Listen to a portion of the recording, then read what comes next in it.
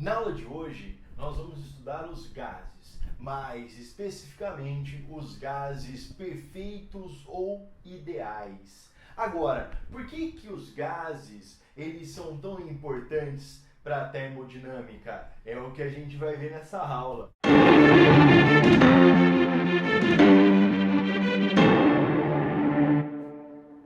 Olha só, o que são gases? Então, o primeiro ponto importante, o gás é um estado físico da matéria. É um estado físico da matéria em que a gente não tem volume, a gente não tem forma, tá certo? E a gente não tem densidade definidos.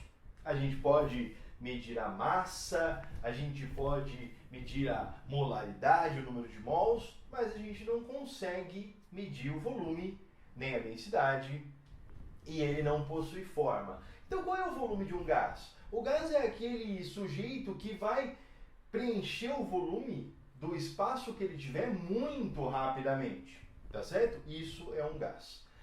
Em nível básico, em nível médio, no nível que nós estamos, a gente estuda os gases perfeitos ou os gases ideais. Nós não estudamos os gases reais. O que são os gases ideais? São aqueles que apresentam uma proporção direta entre pressão, volume, temperatura, número de mols.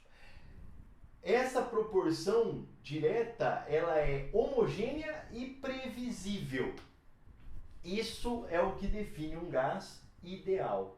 Os gases ideais, eles obedecem a uma equação que a gente chama de equação de Clapeyron.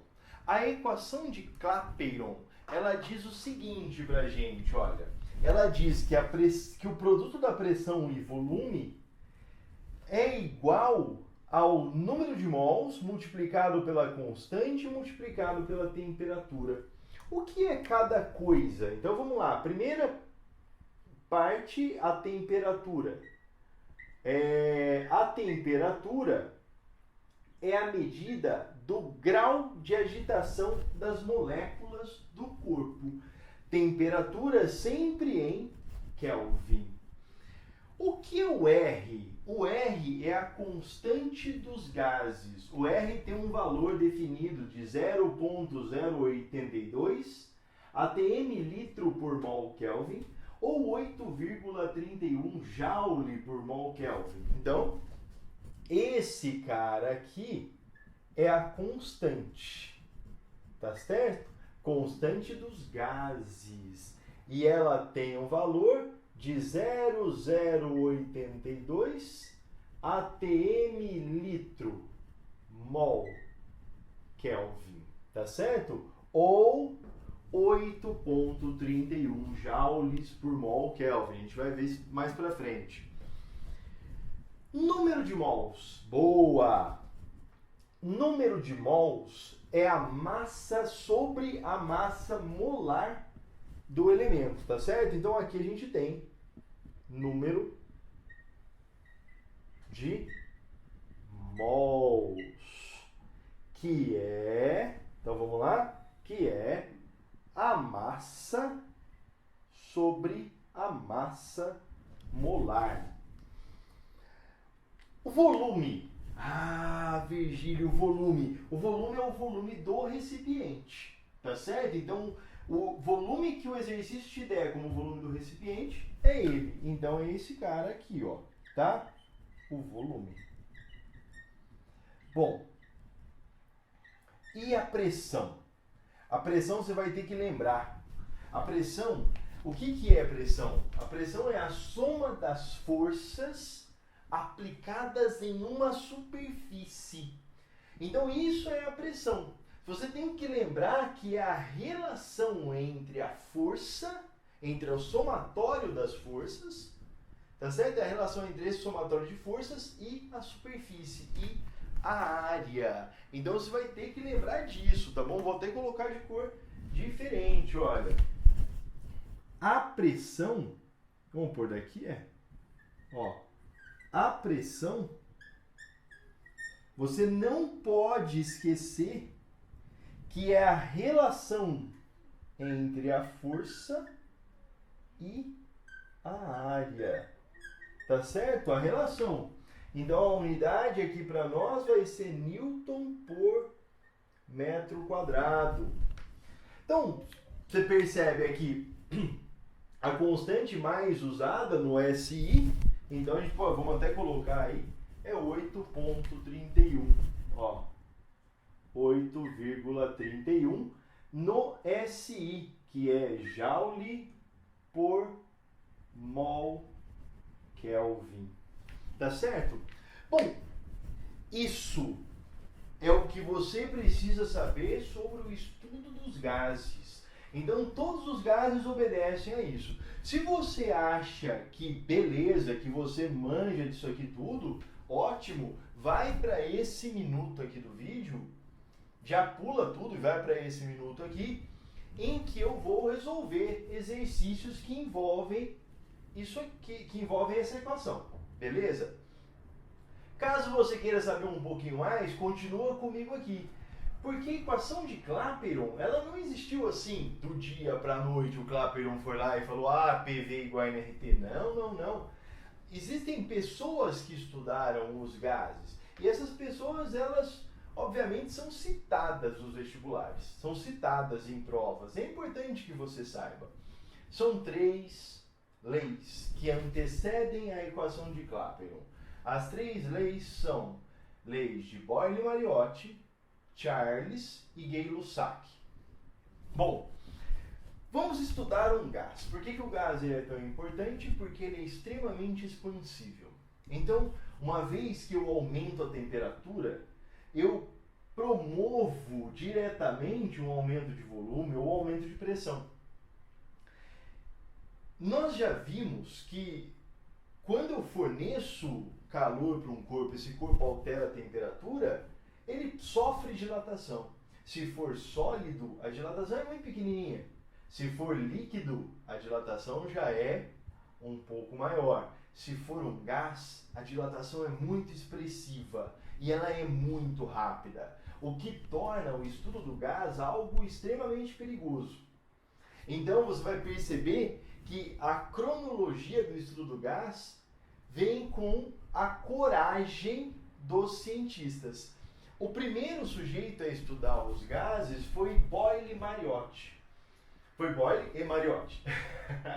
O Boyle, a lei de Boyle, fala sobre as transformações isotérmicas. Quer dizer, o Boyle era o cara que tinha medo de jogar calor ali. Ele tinha medo, então ele controlava o experimento dele, ele controlava tudo para manter a temperatura constante. Pô, Virgílio, mas como é que eu faço isso? Por exemplo, se eu aumentar a pressão em um objeto, o que você espera? Uma vez que você aumenta a pressão sobre um objeto, você espera uma diminuição de volume. Como essas partículas elas ficam mais próximas, então elas vão bater mais vezes na parede do recipiente e tal, então aumentou, porque aumenta a pressão, diminui o espaço ali, aumenta a temperatura. Então o Boyle ele ia resfriando. A mesma coisa acontecia quando ele queria um aumento de pressão. Então se eu aumentar muito, se eu diminuir a pressão, por exemplo, o que acontece? A temperatura tende a baixar. E aí ele ia fornecendo um pouco de calor. O que ele não queria era que a temperatura variasse. E aí ele percebeu algo muito interessante. Ele percebeu que pressão e volume variavam de forma inversamente proporcional. Sempre. Pressão e volume são inversamente proporcionais. Inversamente proporcional, você sabe lá da matemática que é isso aqui, ó. Então, pressão é inversamente proporcional ao volume. Em que esse sujeito aqui é um valor constante. Isso quer dizer que pressão vezes volume é constante. Foi isso que o Boyle percebeu.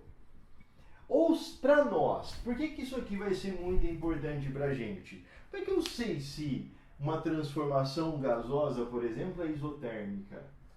Você vai multiplicar esse número por esse, vê quanto dá. Multiplica esse número por esse, se der o mesmo valor, então a gente tem que essa é uma transformação isotérmica, tá certo?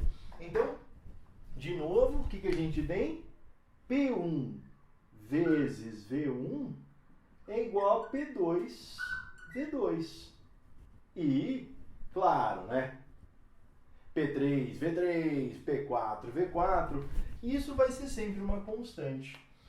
Uma característica interessante é a curva do gráfico. A curva do gráfico é isso aqui, ó. Então, se você lembrar da matemática, como é que é a curva de grandezas inversamente proporcionais?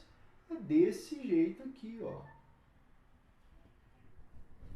Essa curva, sempre que aparecer, ela vai representar uma transformação isotérmica. Essa curva, nós vamos usar ela bastante, é chamada de isoterma. Beleza? Como eu tinha dito, a equação de Clapeyron, ela não sai do nada. Então a gente tem o Boyle, que a gente acabou de dizer, e agora vamos lá para o segundo sujeito, que é o Gay-Lussac. O que ele faz é o seguinte, ele é o primeiro cara a ter coragem para variar a temperatura do gás. Só que ele mantém a pressão constante, o volume constante. Então o que ele faz? Ele coloca em um recipiente hermeticamente fechado, que não varia o volume, tá certo? Isso aqui faz parte, talvez, do que mais aparece em vestibular. Por exemplo, uma panela de pressão, tá? Os gases dentro da panela de pressão funcionam assim. O pneu de um carro, o pneu de uma bicicleta, tudo isso funciona como uma transformação isométrica. Isométrica também, anota aí, por favor, pode ser isocórica ou isovolumétrica, tá certo? Então, numa transformação isométrica, o volume permanece constante. Aí eu vou fornecer calor. À medida que eu forneço calor, a temperatura começa a aumentar. Quer dizer o quê? O grau de agitação das moléculas aumenta. Quer dizer o quê? A velocidade das moléculas aumenta. Ou seja, a gente tem um aumento na pressão. As colisões com a parede do recipiente aumentam e a gente tem um aumento de pressão. Bom, o que esses caras perceberam? O que a gente pôde perceber nesse experimento? A gente pôde perceber que a pressão, que a pressão e a temperatura são grandezas diretamente proporcionais. Virgílio, agora a constante aparece aqui? A constante aparece aqui. Na lei de Charles, o Charles aí sim é o cara que fala assim, não, pera lá, eu vou manter a pressão constante, deixa variar o volume, deixa variar a temperatura. A lei de Charles ela é extremamente importante para experimentos em laboratório, por exemplo. Porque, vamos imaginar o seguinte, é difícil você medir a pressão de alguma coisa. Mas se eu coloco o experimento acontecendo a nível do mar, então eu sei que a pressão, por exemplo, externa é de 1 atm. Tá? Então aí eu começo Foi assim que, por exemplo, o Clapeyron a gente conseguiu medir a constante dos gases. Tá bom? Bom, então o que ele fez? Mantendo a pressão constante, ele percebeu que volume é diretamente proporcional à temperatura. Virgílio, olha a constante aí. Velho. Essa é a constante. Então quer dizer, voltando aqui, que pressão sobre temperatura é uma constante. Tá certo? E aqui, que volume sobre temperatura também é uma constante. Professor, como fica o gráfico? O gráfico de pressão por temperatura é um gráfico, é uma reta inclinada, tá certo? Que prolongando passa pela origem do plano cartesiano. O gráfico de volume e temperatura, mesma coisa. Vocês percebem que eu coloquei aqui pressão e volume, porque é o gráfico que mais aparece nos vestibulares. Bom, Virgílio, mas na lei de Gay-Lussac, o volume não muda. Como é que você identifica, por exemplo, você vai estudar uma máquina térmica. Aí essa máquina térmica você vai tirar lá, fazer as medidas de pressão e volume. Aí você monta um gráfico. Como é que você vai identificar no gráfico que não teve variação de volume? Bom, simples. Imagina que eu tenho uma pressão aqui P1, tá certo? E um volume V1. Ah, mas aí eu vou diminuir, por exemplo, essa pressão. Ah, tá. Então diminui, Virgílio, só que mantendo o volume constante. Tá vendo, ó? Então, nessa situação aqui, tanto a pressão 1 quanto a pressão 2 acontecem para um mesmo volume. Então, pressão 1, pressão 2. Então, aqui, por exemplo, a gente teve uma transformação isométrica, tá? Ou seja, sem alteração de volume. Então, vou chamar isso aqui o gás no estado 1 e o gás no estado 2.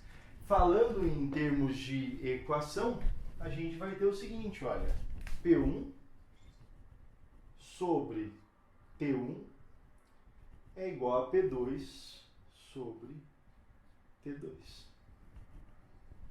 Ah, Virgílio, que legal. E na isobárica? Pô, na isobárica é a mesma coisa. Imagina aqui que eu tenho uma pressão P e um volume V1. Aí eu vou fazer o quê? Eu vou aumentar a temperatura, mas sem alterar a pressão. E aí eu vou para um volume V2. Ah, professor, então nesse caso o gráfico vai dar uma linha reta na horizontal? Perfeito. Então, ó, aqui situação 1 e aqui situação 2. Essas situações 1 e 2, elas estão representadas aí e o gráfico ele se mostra assim, ó. Bom, o gráfico pode ir para o outro lado, claro, você pode ter uma... Nesse caso aqui, por exemplo, nós temos uma expansão isobárica. Mas a gente podia ter uma compressão isobárica, tá certo? Nesse caso aqui, a gente tem, então, que volume 1 sobre temperatura 1 é igual a volume 2 sobre temperatura 2.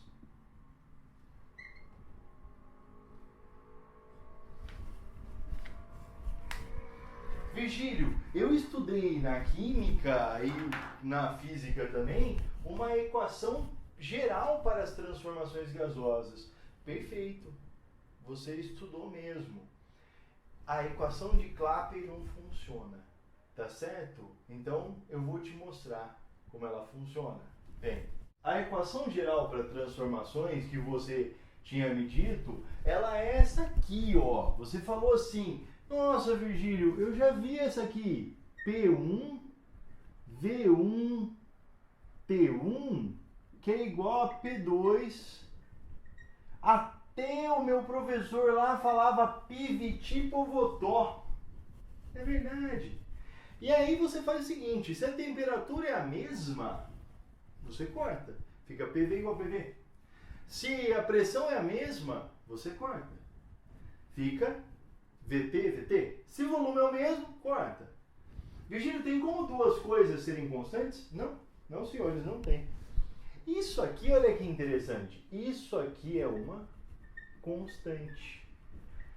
Isso é o valor dessa constante que coube ao Clapeyron. Então imagina o seguinte. você vai fazendo várias transformações. Então você sempre precisa do gás em duas situações. Agora, imagina que eu queira saber as propriedades do gás em um único ponto, tá?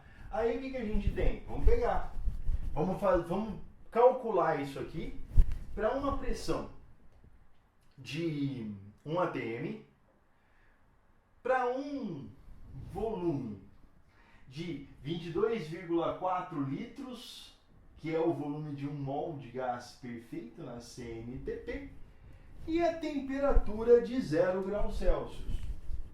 Depois eu vou pegar o volume, vou dobrar o volume, vou mexendo com essas coisas, aí eu vou chegar num valor constante, tá certo? O valor dessa constante, foi sempre proporcional a 0,082, ou ele foi sempre proporcional a 8,31. Quer dizer, a constante de proporcionalidade era aquilo ali. E o que multiplicava essa constante era uma grandeza constante do gás, que é o número de mols. Tá certo? Ou a massa sobre a massa molar. Então, esse valor aqui é o que deu NR. Ah, Virgílio, então é verdade, eu não preciso saber isso aqui. Não, você precisa saber a equação de Clapeyron, tá certo? Ou até PV sobre T é igual a M sobre Emão vezes R. Tá vendo? Ou simplesmente PV igual a nRT. Aí tem as frasezinhas todas, né? Mas a gente pode até falar, professor Virgílio não rejeita tubarão. Na aula do YouTube não pode ficar falando muita besteira. Beleza, então? Vamos para os exercícios? Vamos lá! Vamos lá, olha, o primeiro exercício vai aparecer aí para você e eu vou ler ele rapidinho e pegar os dados aqui bem rapidinho. Vem comigo, olha só. As reservas de gás do campo de Tupi podem chegar a 1,6 bilhão de barris, de acordo com a Petrobras. Embora a notícia acima seja alvissareira, ela não é clara do ponto de vista termodinâmico. Isso porque não são fornecidos os valores da pressão e da temperatura, para os quais é calculado o valor do gás, do volume do gás. Admita que um volume desse gás é coletado no pré-sal a uma temperatura de 57 graus Celsius, uma pressão de 75 atm. Então, olha, uma temperatura de 57 graus Celsius, e uma pressão de 275 atmosferas. E que essa quantidade de gás é liberada ao nível do mar a uma temperatura, olha só, temos duas temperaturas de 27 graus Celsius. Pode afirmar que para calcular o volume do gás liberado deve-se multiplicar o volume inicial de gás pelo fator. Então nós temos um volume 1, que eu vou chamar de V1, e um volume 2, que eu vou chamar de V2. E é o que eu quero, tá vendo? Bom, nós faltou aqui só pra gente a pressão, mas ele diz aí, olha só, nível do mar. Então pressão 2 é 1 atm. Primeiro ponto importante, fazendo aqui a continuar rapidinho. Primeiro ponto importante, transformar as temperaturas para Kelvin, para a escala absoluta. Então, soma 273. 27 mais 273, 300 Kelvin. 57 mais 273, 330 Kelvin. Agora, é só, uma vez coletados esses valores, é só a gente aplicar a equação das transformações gasosas, tá certo? Então, a gente vai fazer o quê? P1 vezes V1 sobre T1 é igual a P2 vezes V2 sobre P2.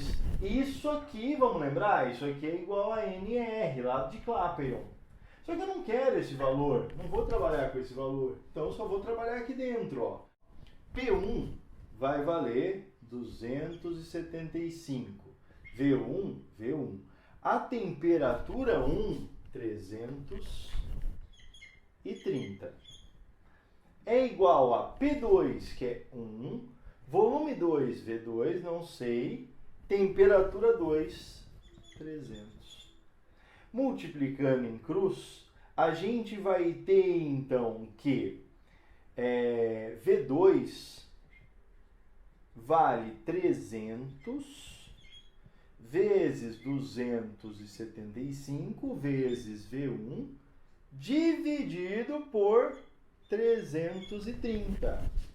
Bom, esse cara aqui, vou simplificar, esse cara é 1 e esse cara é 1,1.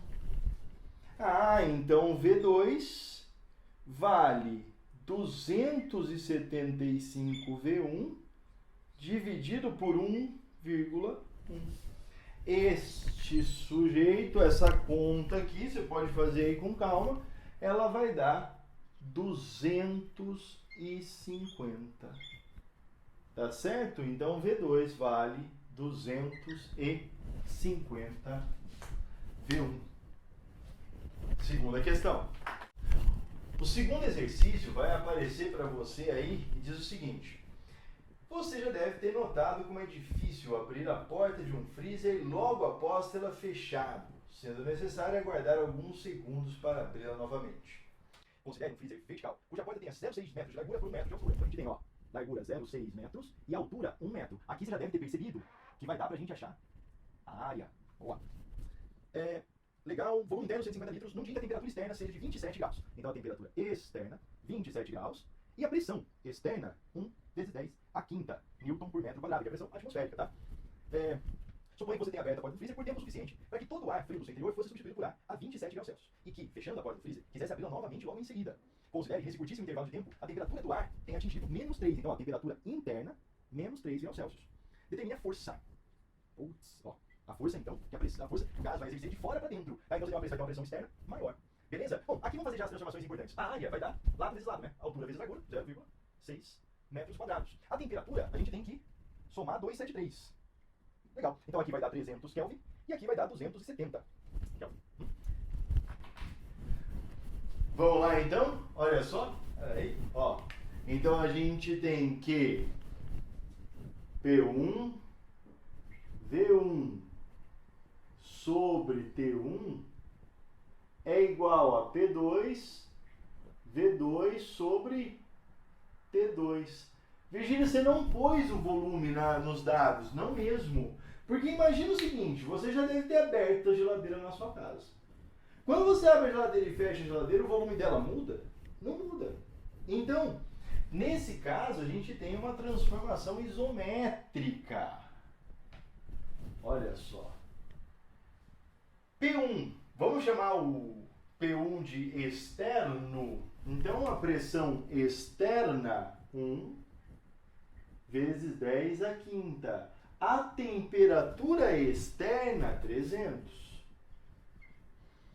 A pressão interna é o que eu quero. E a temperatura interna, 270. Ah, então, Virgílio, a pressão é 270 vezes 10 a quinta dividido por 300. Então é pouquinho. Né? Isso vai dar 0,9, ó. 0,9, 10 a quinta Newton por metro quadrado. Até parece pouco, até parece perto, é que a gente nunca dá muito valor pro 10 a quinta, né? Aqui tem 100 mil. Então, isso aqui tem 90 mil esse negócio aqui. 90 mil newtons para cada metro quadrado. Ah, e como é que a gente acha, então, a força? Vamos lembrar? Pressão é força sobre área. Ah, Virgílio. Nesse caso, é a força resultante, tá bom? Então, se eu quero a força resultante na porta do freezer, então eu vou usar o delta pressão. Porque você tem a pressão da parte interna e a pressão da externa, mas eu quero a resultante. Então, eu vou fazer um delta pressão. Então, vai ser, delta pressão é 1 vezes 10 a quinta, que é a pressão externa, menos 0,910 a quinta, que é a pressão interna, é igual a força dividido por 0,6. Isso aqui é interessante. No avião, né, como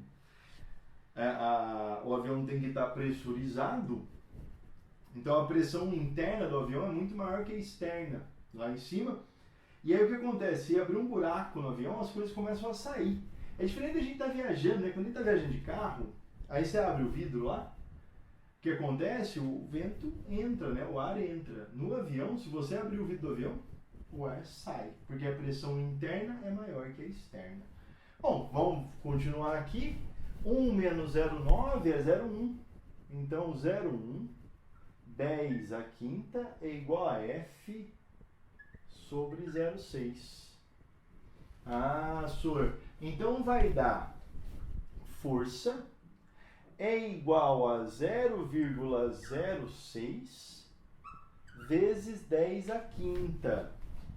Quer brincar? Isso aqui vai dar, ó, 10 à quinta, quarta, terceira, 6 vezes 10 à terceira. 6.000 newtons. Virgílio, essa força é muito forte? Nossa, é, cara. Essa força é uma força de 600 kg de força. Então, é uma força equivalente aqui na Terra a 600 quilos. É bastante, sim. Então, teoricamente, você não deveria conseguir abrir a porta do freezer. Aí que a gente vai fazendo força e aí a vedação não é tão forte mais, né? Mas se fosse uma vedação muito forte, a gente não conseguiria abrir. Beleza? Então, numa próxima aula, a gente vai fazer mais exercícios. Até já!